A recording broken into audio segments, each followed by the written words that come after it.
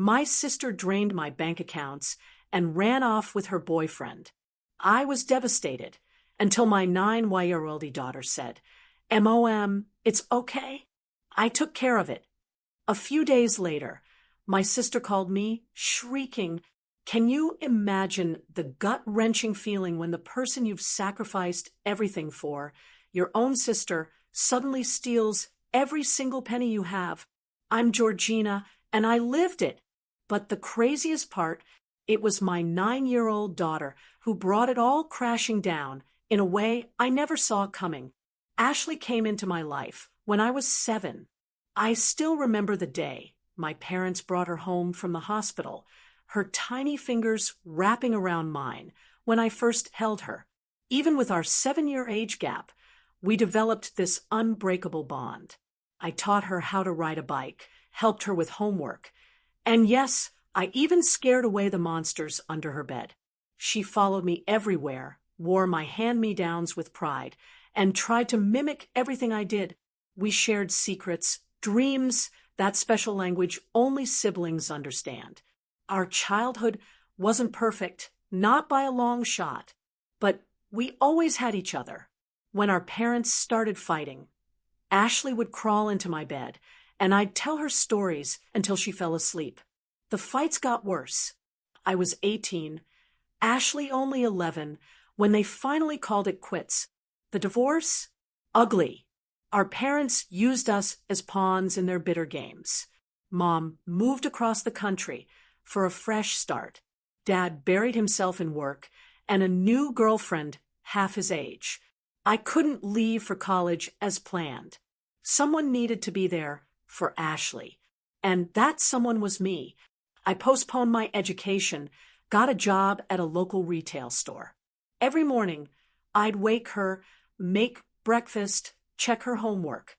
Every evening, I'd cook dinner, help with assignments, make sure she had everything she needed.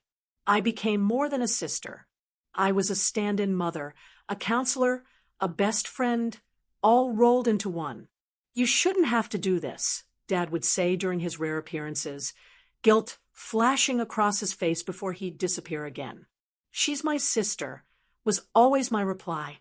It was that simple to me. When Ashley started high school, I was working 2 jobs.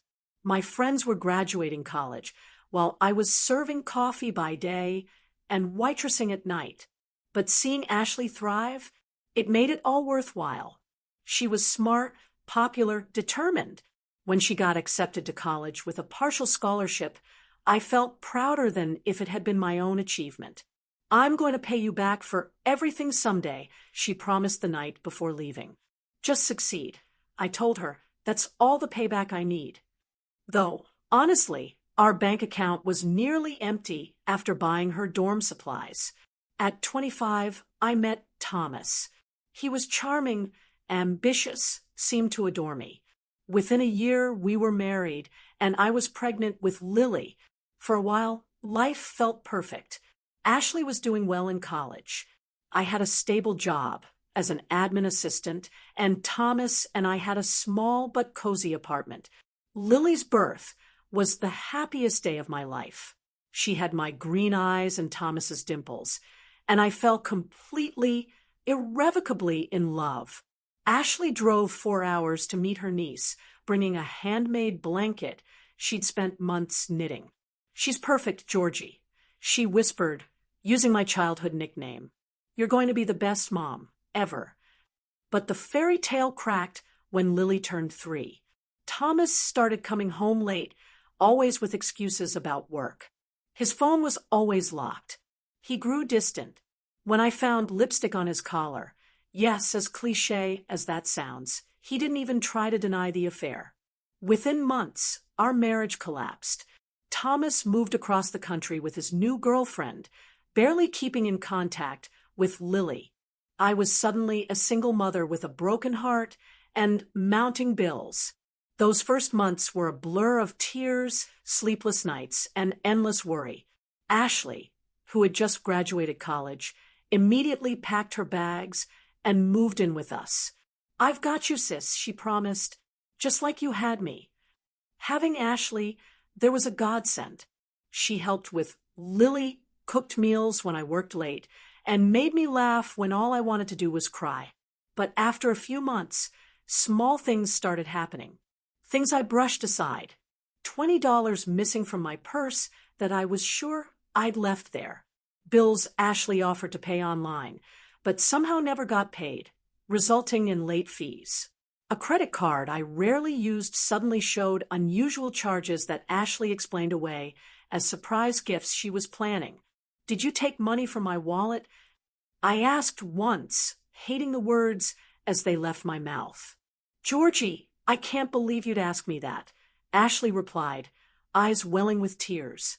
"I must have borrowed it for groceries and forgotten to tell you. I'm sorry." I immediately felt guilty for doubting her. This was Ashley, the little girl who once gave her entire allowance to a homeless man who stayed up all night with me when Lily had her first fever. If she borrowed money, it was an innocent mistake, not theft. After a year, Ashley found her own apartment nearby. She still came over almost daily and often watched Lily when I needed to work late. Lily adored her aunt, who brought her little gifts and took her for ice cream every Saturday. They had sleepovers, built pillow forts, stayed up watching Disney movies. Looking back, I should have seen the warning signs. But when you love someone, you make excuses for their behavior. You create explanations that protect the image you have of them. And I loved my sister too much to see what was happening right before my eyes. 5 years after my divorce, I finally found my footing. Through night classes and countless hours of overtime, I worked my way up from administrative assistant to marketing manager. The promotion came with a substantial salary increase and better hours, allowing me more time with Lily, who was now 9 and growing into a remarkably perceptive little girl. "You're not as tired anymore, Mom," Lily observed one evening as we cooked dinner together, her small hands carefully stirring pasta sauce. "That's because I don't have to work 2 jobs anymore, sweetie," I replied, realizing how much my exhaustion had affected her. With my improved financial situation, I achieved what once seemed impossible, buying our own home. It wasn't large or fancy, a modest 3-bedroom in a safe neighborhood with good schools. But it was ours. The day we got the keys, Lily ran through every room, claiming the smallest bedroom with the bay window as her own. "We're never leaving, right, Mom?" she asked, her green eyes serious. "This is our forever home." I promised, and I meant it. For the first time since Thomas left, I could breathe financially. I opened 3 separate accounts with specific purposes. First, a college fund for Lily with $15,000, a start toward her future education. Second, an emergency fund with $21,000, built slowly over 5 years of putting aside whatever I could spare. And finally, a savings account with $20,000 earmarked for a small business. I dreamed of starting a marketing consultancy I could run from home to be more present for Lily. $56,000 in savings. That represented years of sacrifice, packing lunches instead of buying them, cutting my own hair, taking on freelance projects on weekends, never buying anything that wasn't absolutely necessary. Each deposit, no matter how small, was a victory in my quiet battle for security. While my life stabilized, Ashley seemed increasingly chaotic. Her calls became unpredictable, sometimes daily, sometimes weeks of silence. She changed jobs frequently, always with dramatic stories about unreasonable bosses or toxic workplaces. Her appearance changed, too. Expensive clothes one month, unable to afford a haircut the next. "Can I borrow $500 until payday?" became a regular request, though the amounts grew larger, and payday sometimes never came. I'd remind her gently about previous loans, and she'd become defensive or tearful. "I can't believe you're counting dollars with your own sister," she'd say, voice trembling. "After everything we've been through." Those words always struck their target. I'd transfer the money, telling myself it was just temporary, just family helping family. After all, hadn't I put my entire life on hold for her once? Then Jake entered the picture. Ashley met him at a bar where she was waitressing and fell hard and fast. Within weeks, he was all she talked about. Charming, ambitious Jake, who had big plans and an even bigger personality. He's going to start his own business, she gushed. He just needs some capital to get it off the ground. When I finally met Jake at a dinner I hosted, something felt off. He was handsome in a conventional way, with perfect white teeth and designer clothes that seemed too expensive for someone between opportunities, as he described himself. He charmed Ashley completely, finishing her sentences and keeping his arm possessively around her waist. What exactly is this business you're planning? I asked over dessert. Import-export.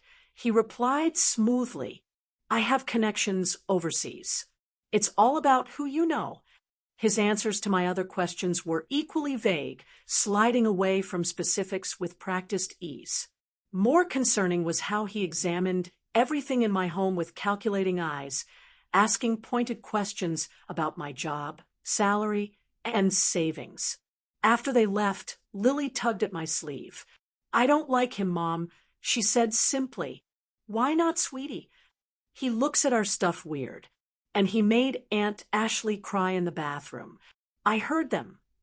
I dismissed her concerns as childhood intuition mixed with a protective instinct toward her aunt.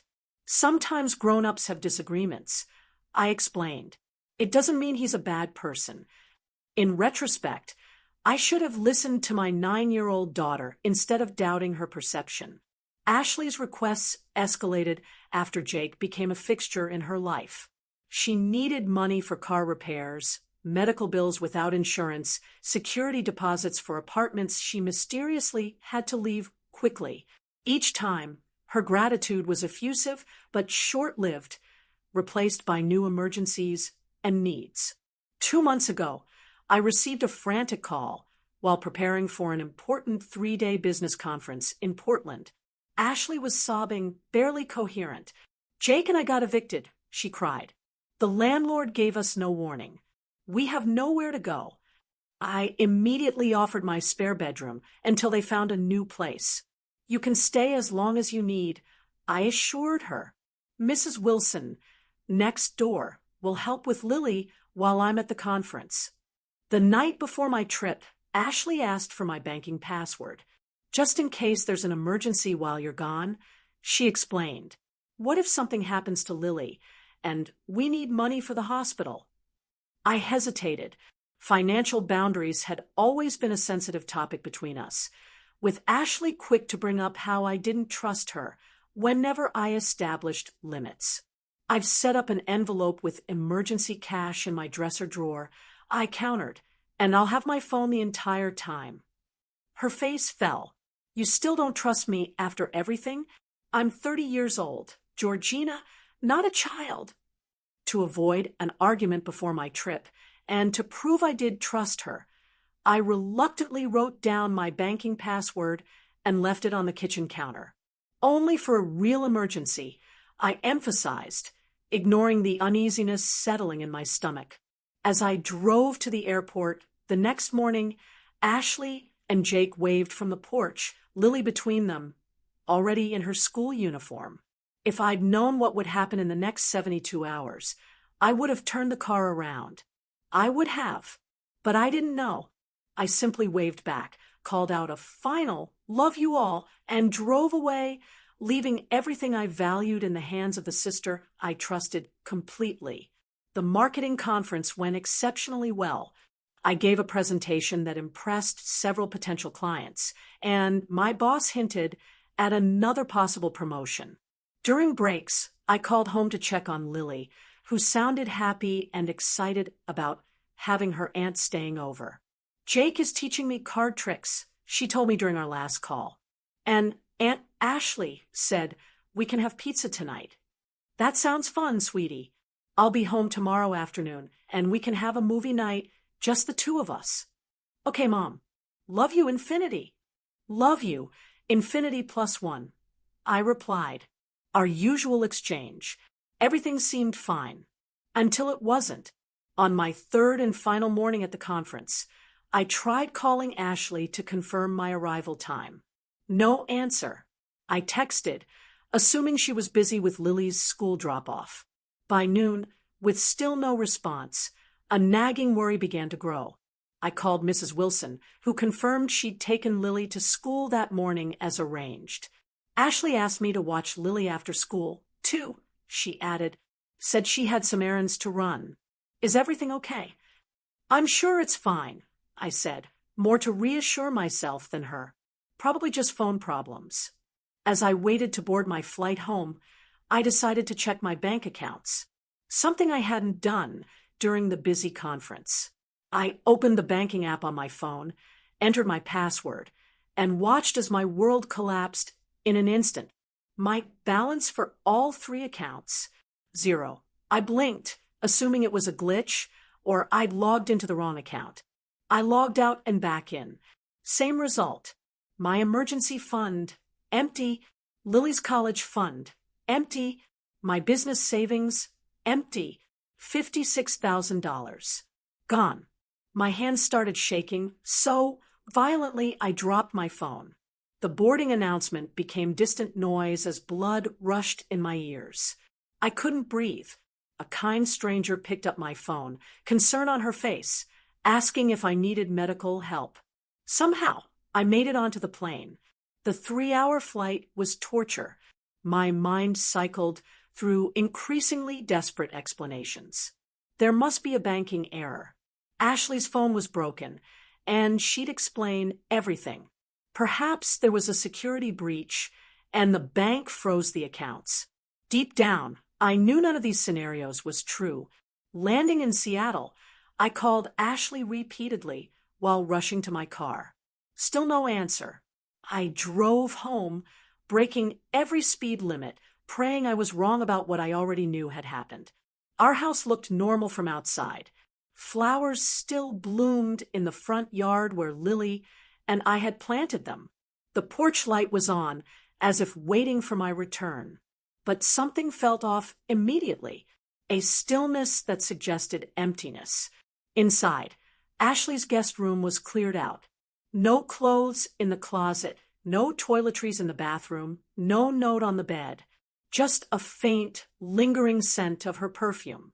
I called the police with shaking hands, reporting the theft. The officer who arrived took details with professional detachment. Family fraud is unfortunately common, ma'am, he explained, typing notes into his tablet. Do you have any idea where your sister might have gone? No, I whispered, the reality crashing down harder with each passing minute. I thought I knew her.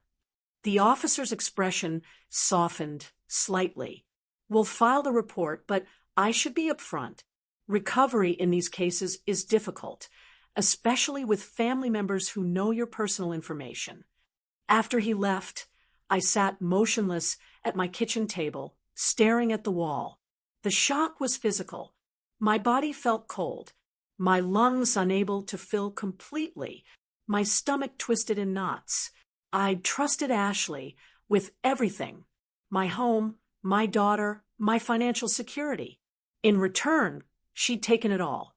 I called my neighbors, hoping someone had seen something. Mr. Peterson, across the street, had noticed Ashley and Jake loading suitcases into their car the previous evening. Thought they were just going on a trip, he said apologetically. They seemed in a hurry, but not suspicious.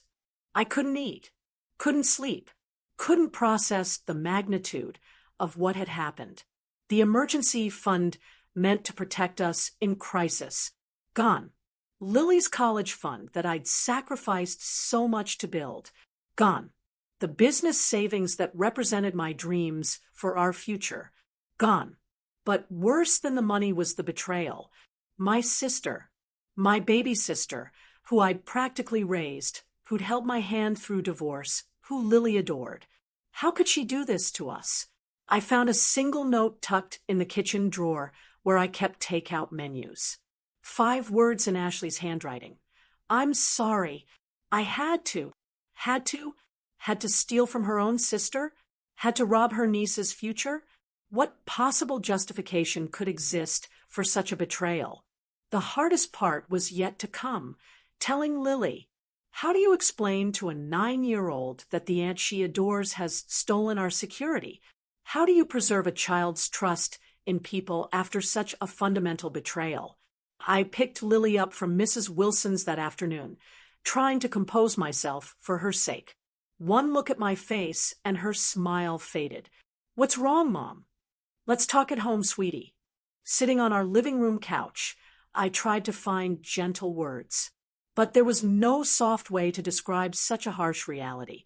Honey, something bad has happened.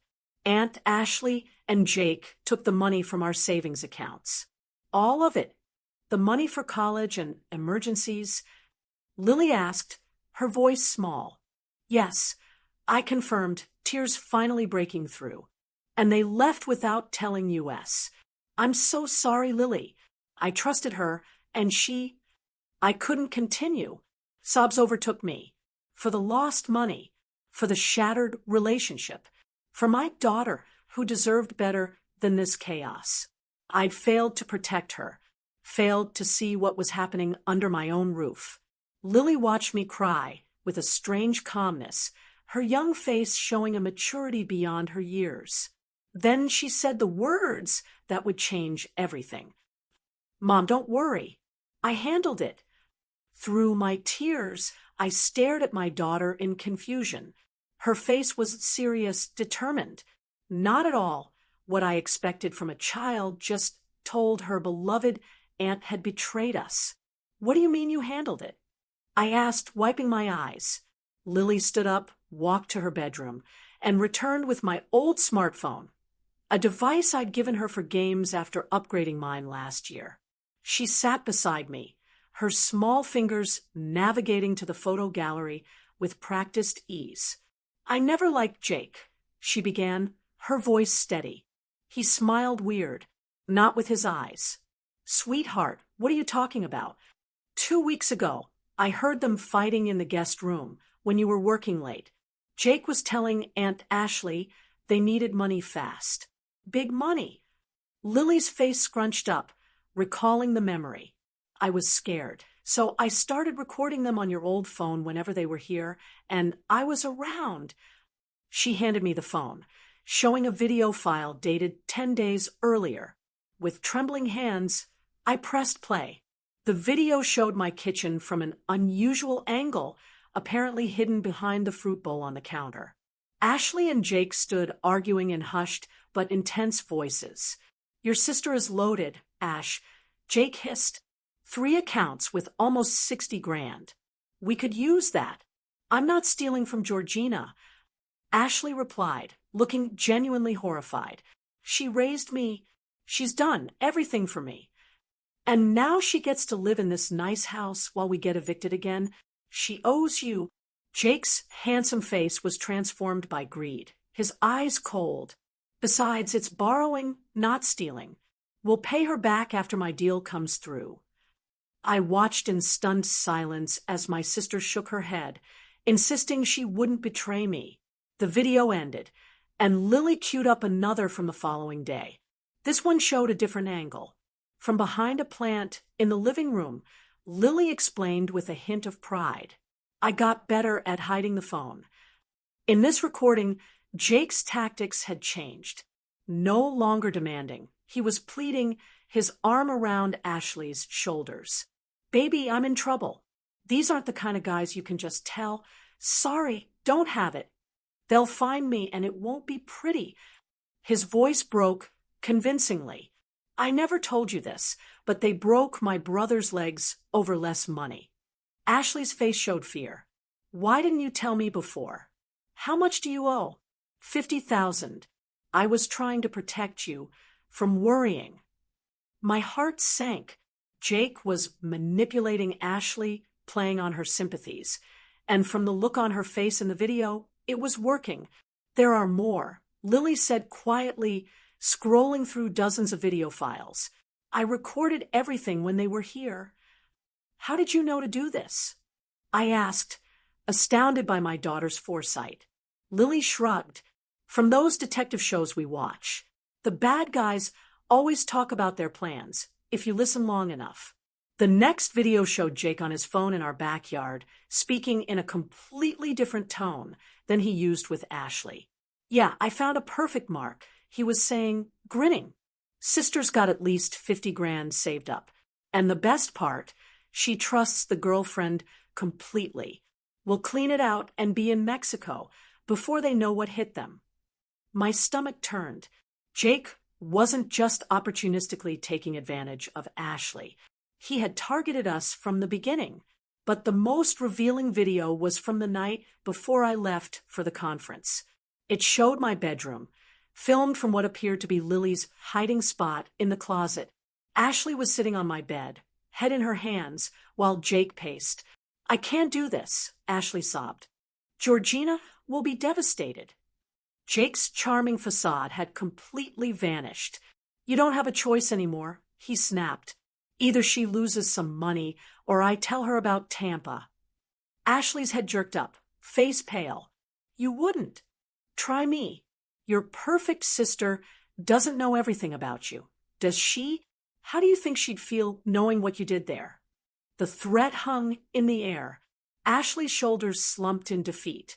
Fine, but we're paying her back. Every cent. Sure, baby, whatever you say. Jake's smile was cold. Victorious. I paused the video, mind reeling. Tampa? Ashley had never mentioned Tampa to me. There's more, Lily said, pulling out a small notebook from her pocket. I wrote down their conversation when they didn't know I was listening. Jake's real name isn't Jake. It's Daniel Wilcox. He told Aunt Ashley to never call him that, but I heard her use that name when they were fighting. I stared at my 9-year-old daughter in disbelief. While I had been obliviously trusting my sister, Lily had been conducting a thorough investigation. There's one more thing, she said, taking the phone back and opening a different app. I set up your laptop in the guest room as a security camera. I told Aunt Ashley I needed it for a school project, but I was really using that spy program you installed when you thought I was playing too many games. The irony might have made me laugh in different circumstances. The parental monitoring software I'd installed was now providing critical evidence. Lily pulled up a video showing Jake going through my desk drawers, finding the banking password I'd written down, and taking a photo of it with his phone. Later in the same video, he opened my laptop and accessed my accounts, writing down all the details. I saved everything to your cloud storage, Lily explained. So even if they took my phone, we'd still have the videos. I gathered my remarkable daughter into my arms, holding her tight. Lily, you are absolutely incredible. But why didn't you tell me what was happening? Her small body tensed against mine. I tried, Mom. I told you I didn't like Jake. I told you I heard them fighting. But you said I was just being jealous of Aunt Ashley. Shame washed over me. She was right. I dismissed her concerns, too blinded by my love for Ashley to see what was happening. I'm so sorry I didn't listen to you, I whispered into her hair. That was wrong of me. Lily pulled back, her expression serious beyond her years. It's okay, Mom. Adults make mistakes, too. That's why I got the evidence. So you believe me? In that moment, the roles felt strangely reversed.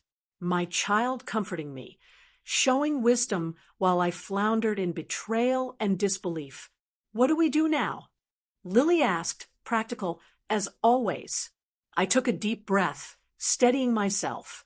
My 9-year-old had given us a fighting chance to recover what was stolen. Now it was my turn to be the parent she deserved. Now, I said with newfound determination, we take all this evidence to the police, and we find Aunt Ashley and Jake before they spend all our money. The next morning, I called the police department and asked to speak with a detective about the evidence we had gathered. Instead of the dismissive response I'd received the day before, this time we were told to come in immediately. Lily insisted on bringing her entire investigation kit, the phone, notebook, and a folder where she'd printed screenshots from key videos. Detective Sandra Johnson was a sharp-eyed woman in her 40s who reminded me of the no-nonsense teachers I'd respected most in school. She welcomed us into her office, giving Lily a genuine smile. "I understand you've collected some evidence," she said, directing her words to my daughter with appropriate seriousness. Lily nodded solemnly and opened her folder. "I have video, audio, and written documentation," she replied, sounding like a miniature FBI agent. Under different circumstances, I might have laughed at her formality. For the next hour, we showed Detective Johnson everything Lily had gathered. She watched the videos with increasing interest, pausing occasionally to take notes or ask clarifying questions. When we reached the video where Jake mentioned his real name, she straightened in her chair. "Daniel Wilcox," she repeated, typing something into her computer. "Let me check something." A moment later, she turned her monitor toward us. The screen showed a mugshot of Jake, or rather Daniel, looking significantly less polished than the charming man who'd entered our lives. "Daniel Wilcox has quite a record," Detective Johnson explained. "Fraud, identity theft, confidence schemes. He's wanted in 3 states for similar scams, targeting women, usually through their female relatives or friends, gaining access to finances, then disappearing with the money. He's done this before." My voice sounded hollow even to my own ears. "Many times. His specialty is finding vulnerable women, gaining their trust, then using them to access their family's resources." Her expression softened slightly. "Your sister isn't the first to fall for his manipulation, Mrs. Taylor. Can you find them?" Lily asked, leaning forward anxiously. "With this evidence? Absolutely. We can put out alerts, freeze accounts, and coordinate with other jurisdictions." Detective Johnson looked directly at Lily. "You've done exceptional work here, young lady. Most adults wouldn't have been this thorough or quick-thinking." Lily beamed with pride, sitting up straighter in her chair. "We'll need formal statements from both of you," the detective continued. "And I'll want copies of all this evidence, but I'm confident we can build a solid case." As we left the police station, I felt the first stirrings of hope. The money might still be gone, but at least Ashley and Jake, Daniel, wouldn't simply get away with it. 3 days later, Detective Johnson called with news. They traced activity on my credit card to a hotel in Las Vegas. Local police were preparing to make an arrest, but they needed me to confirm certain details first. "We believe they've already spent a significant portion of the money," she warned me, "but we might be able to recover whatever's left." That evening, as Lily and I were eating dinner, my phone rang with an unfamiliar number. When I answered, Ashley's voice exploded through the speaker, so loud I had to hold the phone away from my ear. "How could you, Georgina? How could you send the police after your own sister?" She was screaming, her words slurred slightly. "They arrested Jake at the casino. They're outside our hotel room right now." I put the phone on speaker, so I wouldn't have to hold it, my hands suddenly shaking. "You stole $56,000 from me, Ashley. From your niece. What did you expect me to do?" "He needed the money. They were going to hurt him. You have no idea what you've done, what I've done." The absurdity of her accusation broke something inside me. "You emptied my savings accounts. You took Lily's college fund. Jake said we'd pay it back. It was just temporary." I laughed bitterly. "Is that what he told you while he was planning your escape to Mexico? While he was calling you his perfect mark?" There was a moment of silence. "What are you talking about? Your boyfriend is a con man, Ashley. His name isn't even Jake. It's Daniel Wilcox. He's wanted in 3 states for scamming women exactly like you." "You're lying," she hissed, but uncertainty had crept into her voice. "The police showed me his record. This is what he does, Ashley. He finds women, uses them to access their family's money, then disappears. You're not special to him. You're just a tool. Shut up, she screamed. You're jealous because someone finally loves me more than they love you. You've always had everything. The nice house, the perfect daughter, the successful career. What do I have? Nothing. Her words hit me like physical blows. Was that really how she saw our relationship? As competition? I put my entire life on hold for you. I said quietly, I gave up college to raise you. I've bailed you out financially more times than I can count. I welcomed you into my home, trusted you with my daughter, and now you've ruined my life. Her voice broke. Jake will go to prison because of you. Jake ruined your life. I corrected her, and you helped him ruin mine. How much of our money is left? Ashley? A pause. I don't know. Jake handled the money. How much did you spend? Another pause, longer this time. About 30,000. Jake was on a winning streak at the casino. He said we'd double it, then triple it. $30,000. Gone in 3 days. More than half of everything I'd saved. The police are knocking, Ashley said suddenly, her voice smaller. What do I do, Georgie? The childhood nickname nearly broke me. For a second, I saw the little girl who'd followed me everywhere, who'd trusted me to keep the monsters away. Tell them the truth, I advised, my voice steady despite the tears streaming down my face. All of it. They'll arrest me, too. Probably. I can't go to jail. Please, Georgie, tell them I didn't know. Tell them Jake forced me. Did he? A long silence. Not exactly, but he said things about Tampa. He threatened to tell you. What happened in Tampa, Ashley? I can't. Her voice cracked. The police are coming in. I have to go.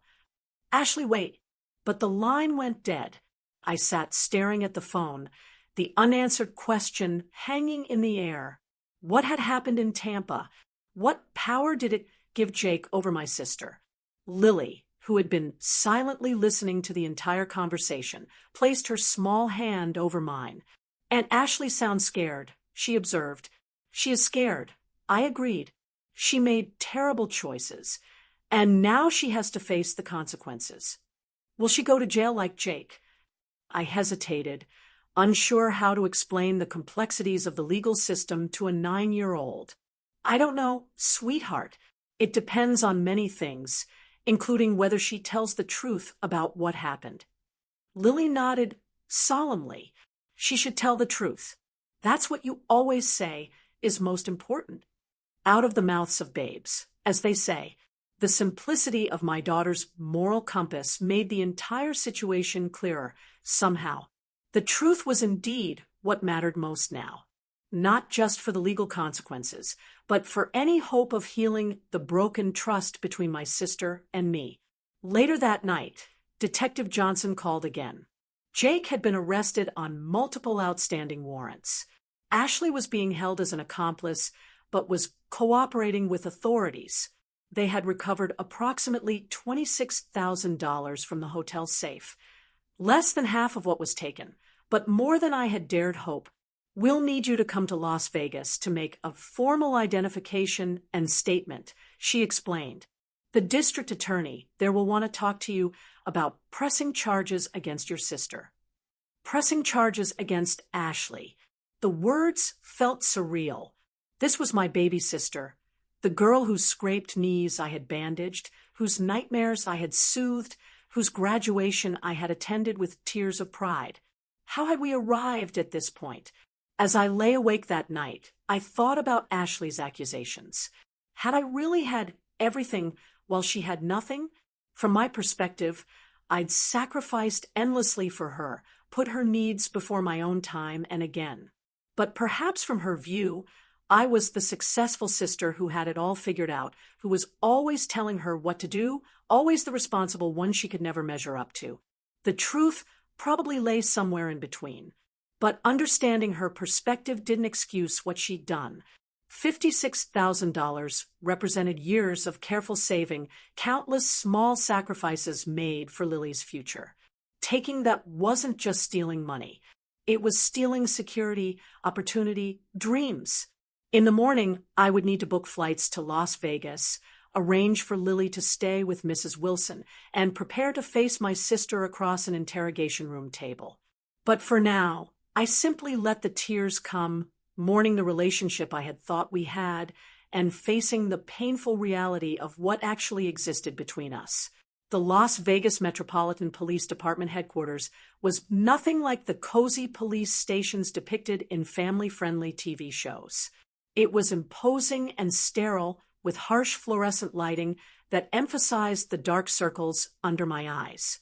I barely slept on the overnight flight, my mind cycling through memories of Ashley as a child, as a teenager, and finally, as the woman who had betrayed me so completely. The district attorney assigned to the case, Maria Vasquez, met me in a conference room. She was brisk and efficient, laying out the evidence against both Jake, Daniel Wilcox, and Ashley. Mr. Wilcox is facing multiple felony charges across several jurisdictions, she explained. Given his prior convictions, he's looking at significant prison time. Your sister's situation is more complicated. Complicated how? I asked, cradling the department-issued coffee that tasted like it had been brewing since last week. She's a first-time offender, and she's cooperating. She claims Wilcox manipulated and threatened her, which may be partially true based on his history. However, the evidence your daughter collected clearly shows she ultimately made a conscious choice to participate. My chest tightened at the mention of Lily's evidence. My 9-year-old's detective work was now part of a criminal prosecution. What are her charges? Grand theft, fraud, identity theft, though the last one might not stick since she was authorized to be in your home. She's looking at up to 5 years, potentially more with aggravating factors. 5 years. My sister in prison until she was 35. The thought made me physically ill. Is there any alternative? I asked hesitantly. Miss Vasquez studied me thoughtfully. You're considering not pressing charges? I don't know. I admitted. She's my sister. We grew up together. I practically raised her after our parents divorced. Family fraud is the hardest kind, Ms. Vasquez said, her professional demeanor softening slightly, but it's also the most damaging. Your sister betrayed your trust in the most fundamental way. I know. However, she continued, there is one possibility. If your sister agrees to testify against Wilcox and provides information about his other criminal activities, we could potentially offer a plea deal with reduced charges. What would that look like? Possibly 18 months in a minimum security facility, plus probation and restitution orders. But that depends entirely on how valuable her testimony is and her level of cooperation. 18 months still seemed an eternity, but it was better than 5 years, and restitution meant she would eventually have to pay back what was taken. Can I see her? I asked. Miss Vasquez made a phone call, and 30 minutes later, I was led to a small room with a metal table bolted to the floor. When they brought Ashley in, I barely recognized her. Her usually perfect hair hung limp around her pale face. The designer clothes were replaced by an orange jumpsuit that made her look small and vulnerable. Without makeup, she appeared younger, more like the sister I remembered. Georgie, she whispered, eyes filling with tears. I didn't think you'd come. I needed answers. I replied, keeping my voice neutral despite the emotions churning inside me. We sat across from each other, a gulf wider than the metal table between us. They arrested Jake, she said, unnecessarily. He had fake IDs in the hotel room, passports with different names. His name is Daniel, I reminded her. And yes, Detective Johnson told me, he's wanted in multiple states. Ashley's face crumpled. I didn't know. I swear I didn't know who he really was. Maybe not at first, I conceded. But you knew what you were doing when you took my money. Lily's college fund. Ashley, her future. She flinched at the mention of Lily. How is she? Confused. Hurt. She loved you, idolized you. Ashley covered her face with her hands. I've ruined everything. Yes, I agreed, not softening the blow. You have. What I need to know is why. What happened in Tampa that Jake could use against you? Her hands dropped, eyes widening. How do you know about Tampa? I heard you mention it on the phone, and Lily's videos caught Jake threatening to tell me about it. What did you do that was so terrible? Ashley glanced at the guard standing by the door, then leaned forward, lowering her voice. 2 years ago, I was in Tampa with some friends. We were at this club, and I met a guy. He was older, successful. We hit it off, went back to his hotel. She paused, swallowing hard. The next morning, I noticed his wedding ring on the bathroom counter. He'd taken it off at the club. When I confronted him, he offered me money to keep quiet. $10,000. I was broke, about to be evicted. Her voice trailed off. You took it. I finished for her. She nodded miserably. It got worse. He started calling, wanting to see me whenever he was in town, offering more money each time. It went on for months before I finally blocked his number and moved. You were blackmailing him, I stated flatly. I didn't see it that way then. I told myself he was just paying for companionship. She laughed bitterly. I was no better than a... Don't. I interrupted. That's not what this is about. Jake found out somehow. He had this way of getting me to tell him things, then using them against me later. He said if I didn't help him get your money, he'd tell you everything. That you'd be disgusted with me. That I'd lose you and Lily forever. So instead, you chose to steal from us. I believed him when he said we'd pay it back. Her eyes pleaded for understanding. He showed me investment returns, business plans. It all seemed legitimate. By the time I realized what was really happening, we were already in Las Vegas, and he was gambling away thousands at the casino. I studied my sister's face, searching for the truth. Was she lying now to save herself? Or had she genuinely been manipulated by a practiced con man? The answer was probably somewhere in between. Not innocent, but perhaps not as calculating as I'd feared. The DA is offering you a deal. I said, finally, testify against Jake, Daniel, and they'll reduce your charges. 18 months instead of 5 years. Hope flickered in her eyes. You'd do that for me? After what I did? I'm not doing it for you. I clarified. I'm doing it because sending you to prison for 5 years won't get my money back. This way, you'll serve less time and have to make restitution. Her face fell at my cold logic. I understand. Do you? Because I need you to fully comprehend what you've done, Ashley. You didn't just take money. You betrayed my trust completely. You broke Lily's heart. You damaged our family in ways that might never heal. Tears spilled down her cheeks.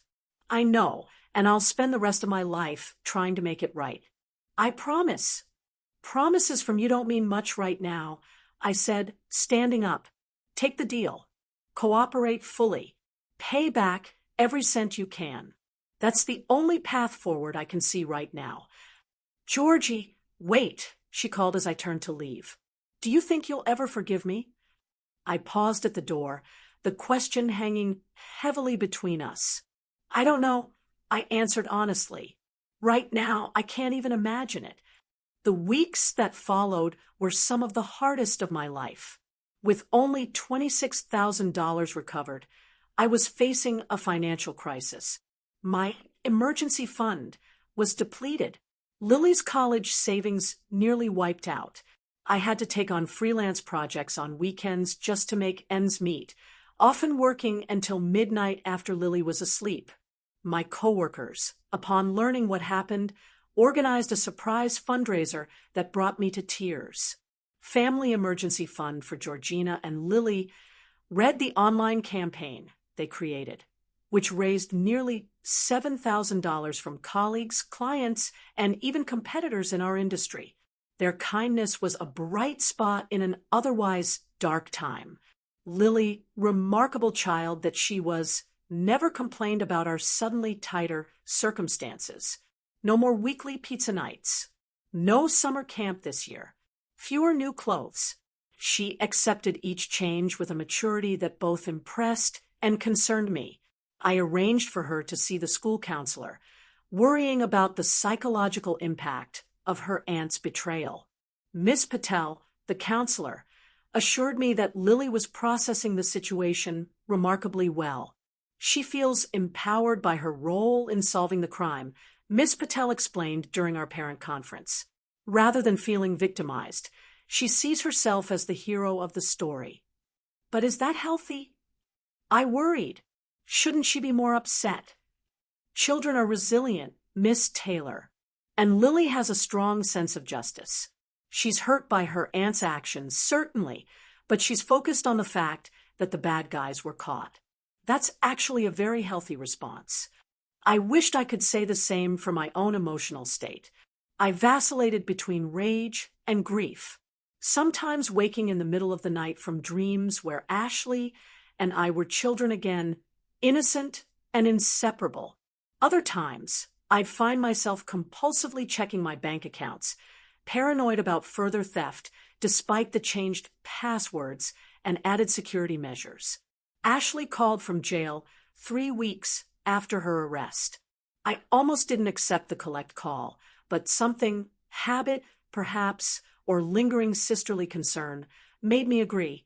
I took the deal, she said without preamble. I'm testifying against Jake. Daniel, whatever his name. Good, I replied, uncertain what else to say. They're transferring me to a facility in Washington next month to serve my sentence. 18 months, like you said, and I'll be on probation after that, with restitution payments. I nodded, then realized she couldn't see me. That's good. Georgie, I need to see you before they transfer me. Please. There are things I need to say in person. My first instinct was to refuse. What could she possibly say that would make any difference? But the rawness in her voice gave me pause. I'll think about it, I said finally. And Lily, could I see her, too? Just once. Absolutely not, I said firmly. You've done enough damage there. The call ended soon after, leaving me with a decision to make. Did I owe Ashley one last visit? Did I need it for my own closure? The questions plagued me for days until I finally made up my mind.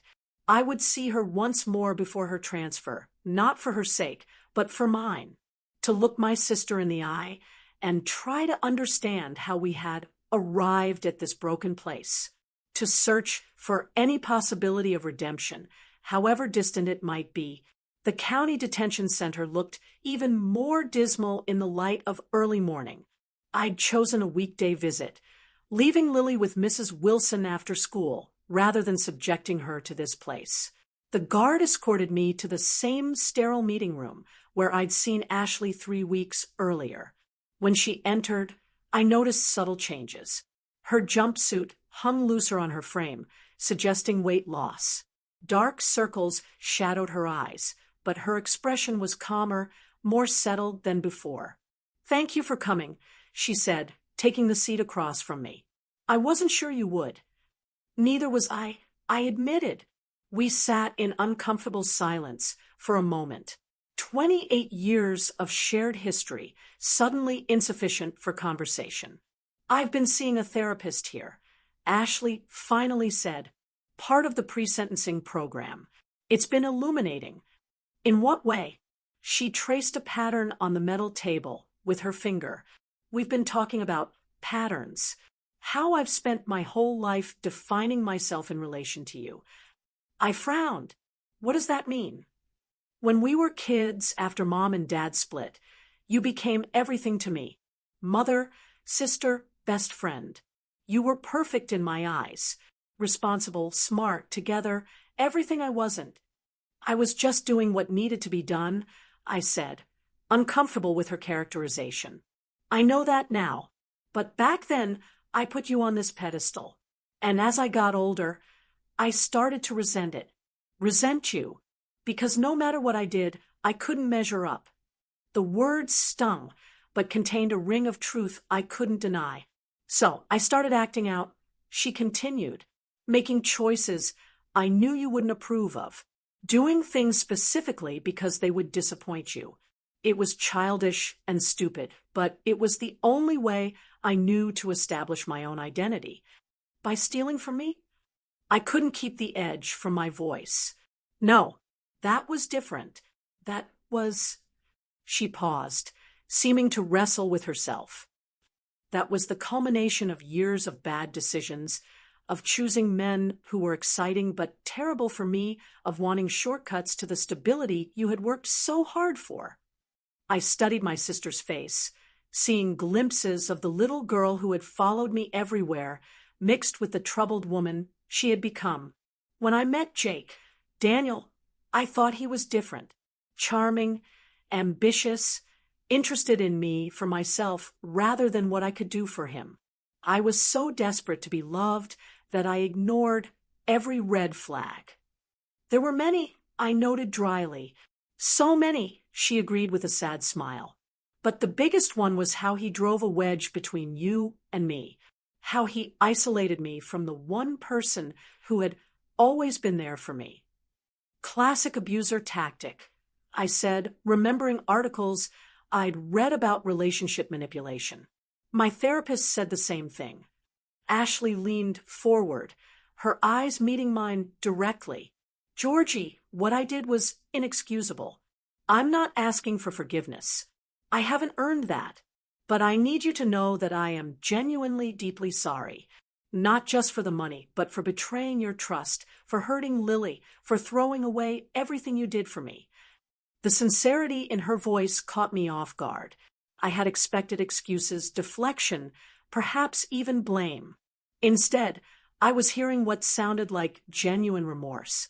The money, I began. I'll pay back every cent, she interrupted. I've already arranged with the DA to garnish any prison wages and future earnings until it's fully repaid. It will take years, but I'll do it. It's not just about the money, Ashley. I know. She drew a shaky breath. It's about the fact that I destroyed our relationship, that I hurt the two people I love most in the world, that I chose a con man over my own sister and niece. Tears filled her eyes, but didn't fall. I don't expect you to believe me now. Words are cheap, especially from someone who's lied as much as I have. But I'm going to prove it to you, day by day, year by year, for as long as it takes. Even if you never speak to me again after today, I'm going to make this right somehow. I sat back, absorbing her words. There was a conviction in them I hadn't heard from Ashley before. Not the desperate promises of someone trying to escape consequences, but the measured determination of someone facing them head-on. Jake goes to trial next month, I said, changing the subject slightly. Will you testify? Yes, about everything. Tampa, the schemes, how he targeted other women, whatever they need. She paused. He's been writing me letters from jail, threatening at first, then apologetic, then promising we could still be together when this is all over. I'm not responding. My therapist says it's part of the cycle, keeping me emotionally engaged, maintaining control even from jail. I'm done being controlled. For the first time since discovering the theft, I felt a flicker of hope for my sister. Not forgiveness. That was still too distant a prospect, but hope that perhaps she might finally be confronting the patterns that had led her here. How's Lily? Ashley asked tentatively. She's resilient, doing well in school. The counselor says she's processing everything in a healthy way. I hesitated, then added, she asks about you sometimes. Ashley's eyes widened. She does. She wants to know if you're okay, if you're sorry for what you did. And what do you tell her? The truth, that you made very bad choices that hurt a lot of people, and now you have to face the consequences. But that, yes, I think you are sorry. A tear finally escaped, tracking down Ashley's cheek. Thank you for that. For not painting me as a monster to her. And she loves you despite everything. Children have an amazing capacity for love, even when adults don't deserve it. Will I ever see her again? The question was barely audible. I don't know, Ashley. That depends on many things. On you, on her, on how the next few years go. I won't force her either way. She nodded, accepting this uncertain future as the best answer I could give. When the guard indicated our time was nearly up, Ashley reached across the table, her hand stopping short of touching mine. There's one more thing I need to say, she began. Something my therapist and I have been working on. I need to take full responsibility without excuses. She straightened her shoulders. I stole from you. I betrayed your trust. I hurt your daughter. These were my choices, regardless of Jake's influence. I alone am responsible for what I did, and I will accept whatever consequences come from it, legal and personal. The words seemed rehearsed, but sincere. A therapeutic exercise transformed into genuine accountability. Thank you for saying that, I said quietly. It matters. As I stood to leave, Ashley remained seated, hands folded in front of her. Will you write to me? She asked. Just occasionally. Let me know how you and Lily are doing. I paused at the door. I'll think about it. It wasn't a promise, but it wasn't a refusal either. For now, it was all I could offer. True to her word, Ashley testified against Jake the following month. His trial revealed a pattern of crimes spanning nearly a decade, multiple identities, countless victims, hundreds of thousands of dollars stolen from vulnerable women and their families. With Ashley's testimony and evidence from other victims, he was sentenced to 12 years in federal prison. Ashley began her 18-month sentence at a minimum security facility in Washington state. True to her words, she wrote regularly letters I didn't answer at first, then began to read, and eventually months later started to reply to with brief updates about our lives. The healing process was slow and painful. Some days the anger would return full force, especially when financial stress hit hardest. Other days, I'd find myself missing the sister I thought I had, the person I believed Ashley to be before the betrayal. Therapy helped, both for Lily and for me. So did time. The sharp edges of betrayal gradually dulled, not into forgiveness exactly, but into a kind of acceptance. What had happened couldn't be undone. The question was how to move forward. 1 year after Ashley's arrest, our lives had found a new normal. I'd received a significant promotion at work, partly due to a major client I'd brought in through one of my weekend freelance projects. Lily was thriving in school, her brief detective career having sparked an interest in computer science and technology. She joined a coding club and spent hours creating simple games and programs. The restitution payments from Ashley's prison job were small but steady. Combined with what had been recovered initially and my increased salary, we were slowly rebuilding our financial security.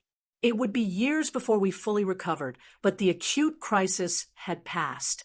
On a warm Saturday afternoon, I received a letter unlike the others Ashley had sent. This one contained a small handmade card, carefully crafted from materials available in prison, colored pencil drawings, and origami flowers for Lily.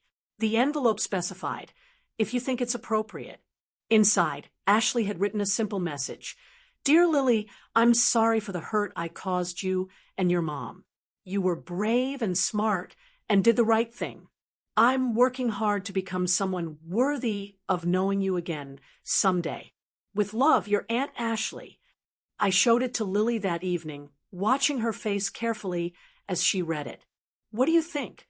I asked when she finished. "I think Aunt Ashley is really sorry," she said thoughtfully. "Can I write back to her?" The question caught me off guard. "You want to?" Lily nodded.